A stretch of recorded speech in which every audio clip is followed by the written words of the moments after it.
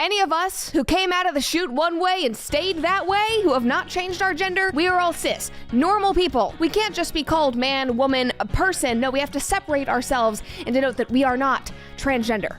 Because apparently that's such a big thing these days in 2023. And as of very recently, this term has almost become derogatory as it is used by both trans and non-trans people, whether it be them looking down on us cis people, or cis people being taught to hate themselves because they're not transgender. And everyone should be safe in prison. Can I just say, you're not allowed to come on my show and say a cis or a trans woman. A woman. It just is or the a Latin trans opposite woman. of trans. No. I'm not a cis woman. Vanessa is not a cis woman. We are women. We are biologically women. I am not going to have that BBC claptrap on my show. I'm just using a bit just to differentiate. No, it was just a term. I'm not going to have it. I'm a woman. I'm not a cis woman. I'm a woman. I was born a woman. 50% of this population are women. We're not cis women. We don't have to adjust what we're called. The rest of Nike's Instagram feed are all cis white women, or just all cis women in general. Hey! Do not come into the studio and call me a cis woman. Otherwise, I would call you a cis woman. Cis women, do not use that term. Otherwise, I will eject you from the chair. A woman is a woman. I don't want to hear that again from your mouth. You know what they say. Sticks and stones may break my bones, but words, they'll never hurt me. Do you remember that saying?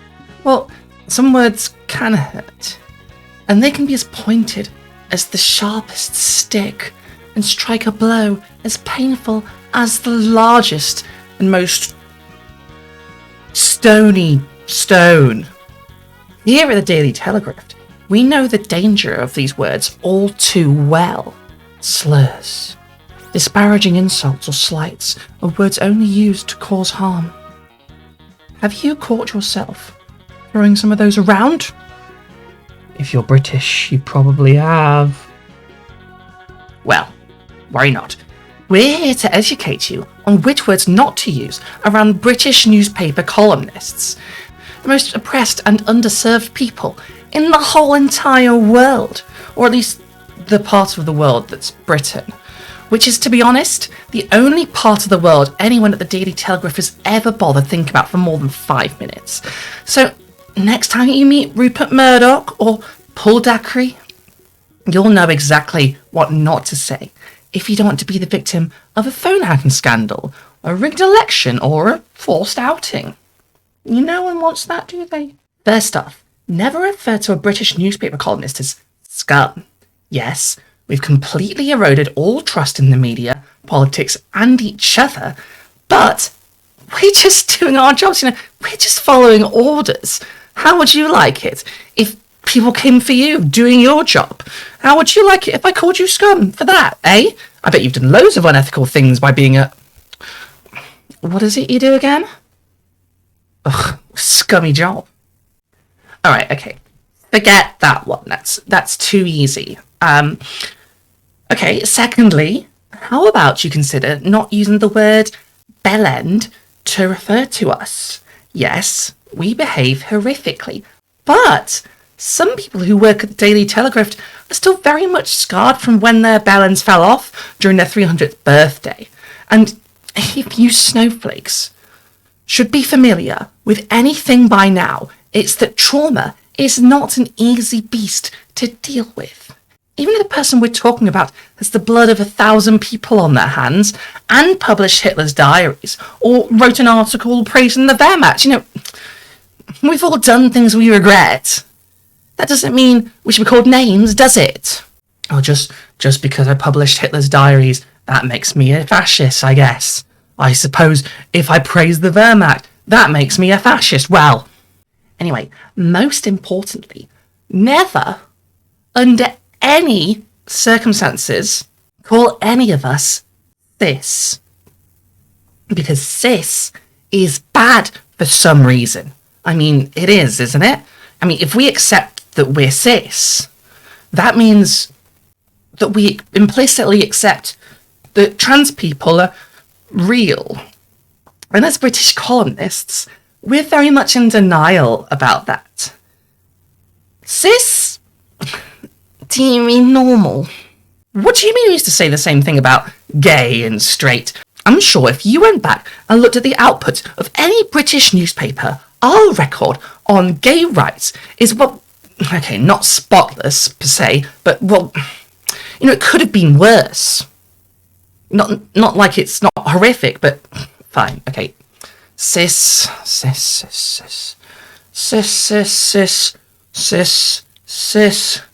Why not to call someone cis? Well, Dan, I can't do this, Dan. Listen, you're gonna have to call somebody else for this one. I can't, an all good conscience, make this article. I know I said I'd be more right-wing again, for the sake of our bosses, but I'm literally not cis. Like, and I know, you know that it's stupid to get so worked up about being called not transgender. Well, I don't care if Elon Musk likes being called cis or not. As far as I'm concerned, Elon tweeting out that he's not cis is just him outing himself as trans. That's the only explanation that's not completely ridiculous. He also said this year that he finds being called cis offensive, and really, why would you be offended at being called not transgender unless you are a proud tran yourself? I mean, what do you think of the word cis, Dan? Okay, well, besides from being nostalgic for the days of cis-alpine versus trans-alpine Gaul, do you even know what it means? No? Well then, I guess that's my day sorted. Lie back, Daniel, and let me tell you a story. But first, hello to you viewers, and thank you for putting up with me while I put Dan back in his place. I'm Brigitte Empire, science and culture correspondent for the Daily Telegraph, the only newspaper in Britain that predates the invention of cis-alpine Gaul itself, back when we were but a humble scrawling in the mud in a cave full of druids, before those damn Romans came over and took all of our jobs, invaded us and systematically destroyed druidism as a religious practice. Well, Romans or no Romans, I'm here to talk to you about the prefix cis. Is it a slur? No, but I'll get to that. Despite what Elon Musk and apparently my own superiors might want to gaslight us into thinking, cis as a prefix is not a new part of the English language. It's been around for literally thousands of years and has its roots in Latin. If you got that little joke I made at Dan's expense earlier, you might already know about how the Romans referred to what is now considered northern Italy as Cisalpine Gaul, meaning Gaul on our side of the Alps, as opposed to Transalpine Gaul, which roughly corresponds to modern-day France. This isn't pulled out of my arse either. You know, the Romans, they wrote down a bunch of stuff, despite what weird TikTok kids might want you to believe. And their names for regions are pretty damn clear. Say what you want about them, but they liked invading places and giving them Latin names. Much like the British Empire in a way, with more blood sports and bisexuality and less genocide and nonsense. Wait, don't at me, Roman historians. I know, it was a joke. The Romans, bad, Romans bad. Don't be like them. Or like the British Empire, the genocide is done by them too. I can't say that. No monetization. Where was I? Right, so if going into Roman history is a bit much for you, think about the prefix trans as in transgender. You'll have heard this prefix in a bunch of different English words.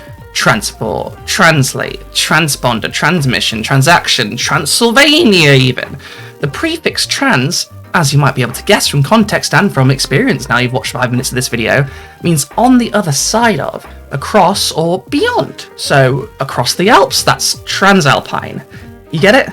Well, despite there not being as many uses of the prefix cis in common usage in English as its opposite, the world of science is all over using Latin words to explain things in the most pretentious manner possible. So of course, being someone who does science for a living, for now, or at least I am at the time of writing, I'm poor and about to be unemployed at patreon.com/Brigitte Empire.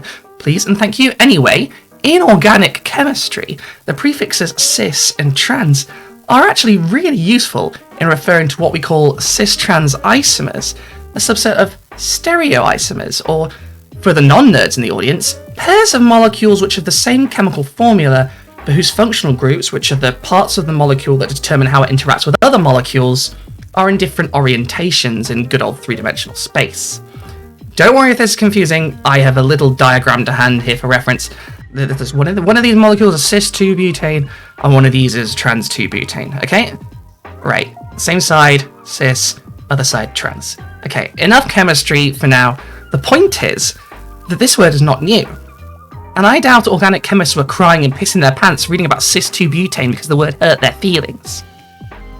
There are words that probably shouldn't be part of organic chemistry, and if they were involved in these chemicals, I might argue that we should stop using slurs in science.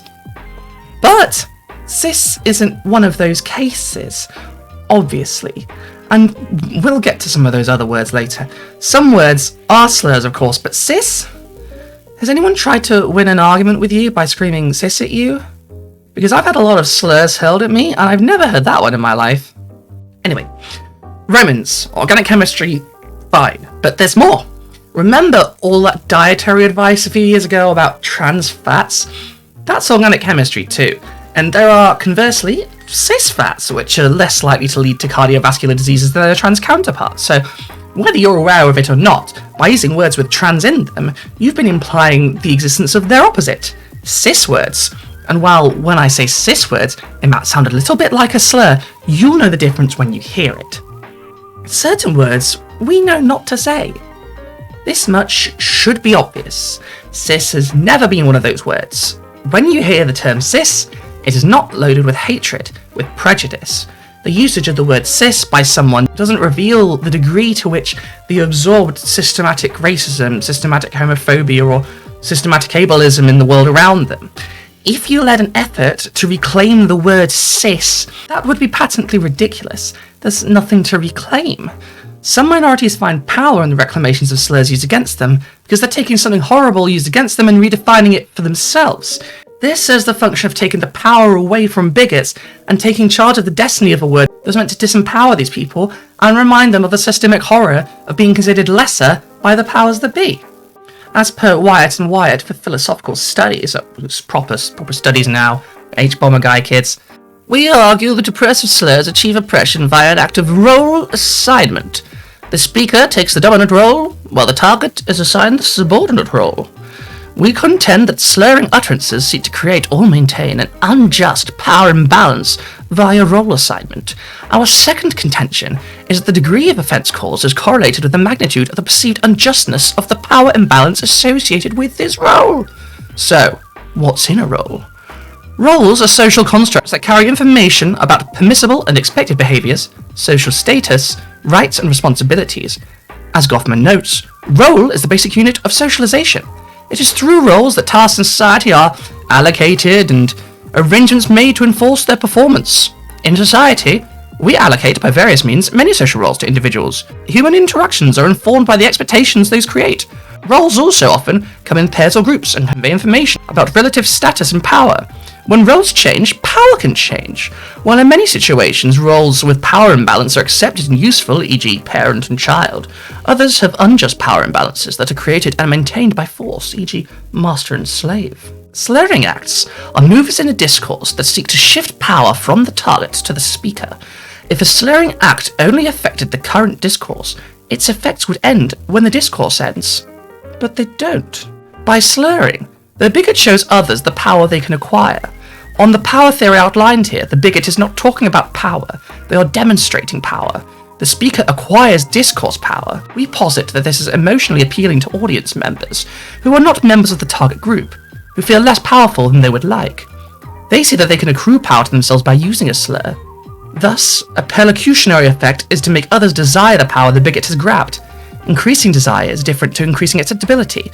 Both are required for audience members to join the side of the bigot. First, targets are affected as after a threat of physical assault. As Lawrence writes, one of my students, a white gay male, told a story of being called F-slur by a man on the subway. His description included all the speech-inhibiting elements we've noted previously.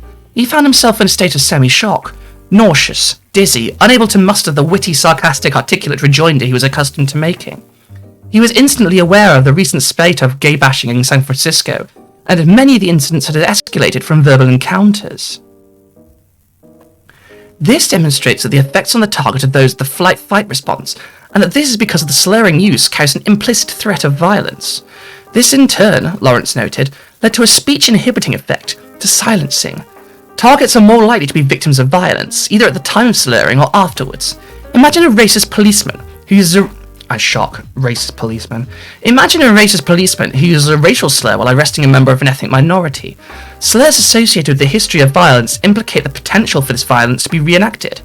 If you're an African American and a policeman stopped you in your car and called you the N-word, would you merely feel offended? Or would you also fear for your physical safety? This ability to incite to action is shown by Tyrrell, who argues that deeply derogative words are action engendering and can be part and parcel of genocide, not only an antecedent of it.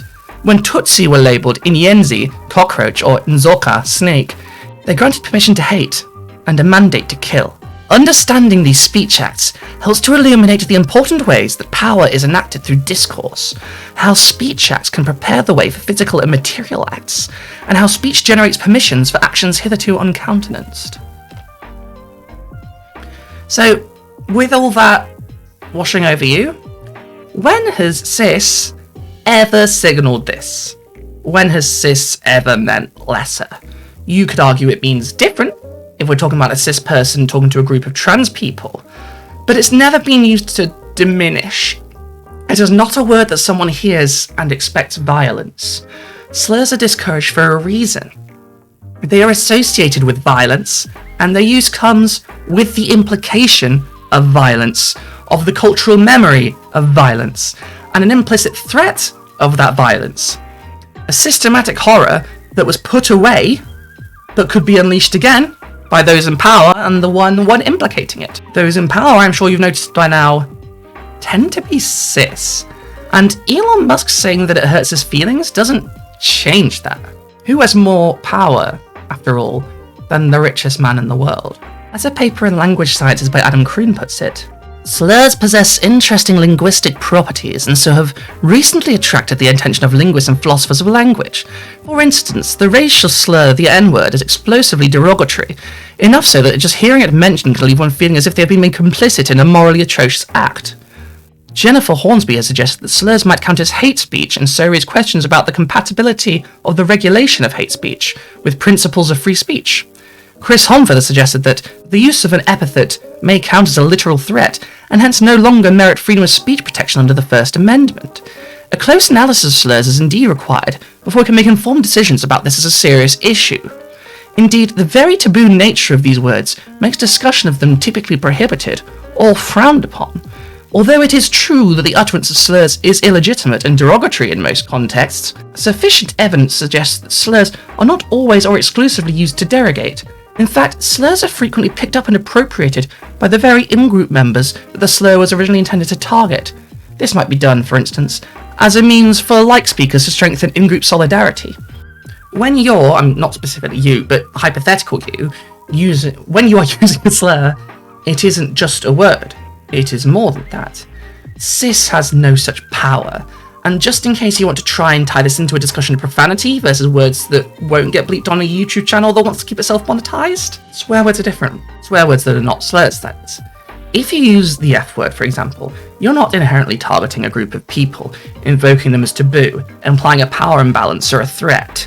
If you use the B word against a woman, does that not feel different, more pointed? There's a power there, a violent power, and it implies something dark about you and how you think of women if you use it in that way against them. References to sex or excrement might be looked down on in polite society, but they aren't used to diminish people in the same way as slurs are. They aren't used to make certain groups of people feel small for being part of that subset of people, to be reminded of their underprivileged position in society as a whole. And I think people like Elon Musk know this, right? They just don't want to accept that they're the people on top of the pyramid. The people with all the power, the ones for whom these slurs were invented, and in whose hands they have been used for violent, unforgivable ends for centuries. And even beyond the implicit violent threat aspect of slurs, the only way you can think cis is a slur is if you can't fathom integrating trans people into your worldview. To accept cis as a valid word, part of the lexicon, you have to acknowledge the validity of us, trans people, and your relationship to us. if you feel like accepting the existence of trans people as a part of reality genuinely as an act of violence towards you, well, maybe your baby mama left you for a badass trans woman and your daughter cut you off after coming out as trans because he's such a transphobic arsehole, or maybe you're not Elon Musk and you just don't understand us. Maybe you've never met a trans person. That's okay. If that's the case, hi. I'm trans. I'm trans. My name is Trans. Nice to meet you. We're not that scary, honest. Yeah. Sometimes we have bad takes. Sometimes we might even take issue with one of those philosophers that you like, because they implied that we were counter-revolutionary servants of capitalist dicklords like Elon Musk, but usually we're just people. And if you need a trans person to talk to so you can understand us, well, there's always the comment section underneath this video. I look forward to talking to you. And even if you're not feeling up to talking right now, thank you for being here. And thanks for watching. Hey everyone, if you like this video and you want to help me eat and sleep and not be sad, why not sign up to my Patreon for as little as £1 British pound a month? Or donate on my coffee. That's a one-time donation place. Share the video with your friends maybe? Like, subscribe? Maybe.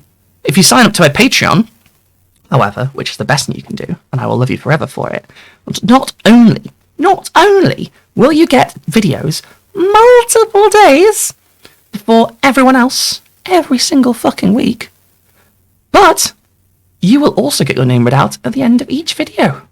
Like these lovely people who I would like you all to personally thank, give a big round of applause, and compare yourself to in whatever manner you wish to. Those people are H, Deanna McMillan, Tweak, Caroline Regalado, Jenny Linsky, Alexandra Lilly, Jay Peterson, Anne Becerra, Howard Lott, Lara Van Loon, Nerania, Scarjan, and of course Joey Cobalt. Hey guys, thank you all for supporting me. It means a lot. Thank you for all your help. You've made my life better. I love you all. Thank you from me, from Dan, from everyone at the Daily Telegraph. Oof. Genuinely, I might get a little bit emotional. It's a hard time right now. I'm about to move countries, and your help, it means the world. I can't thank you enough. If you want me to be similarly emotional about you and your name, you can join them. All right, cheers, everyone.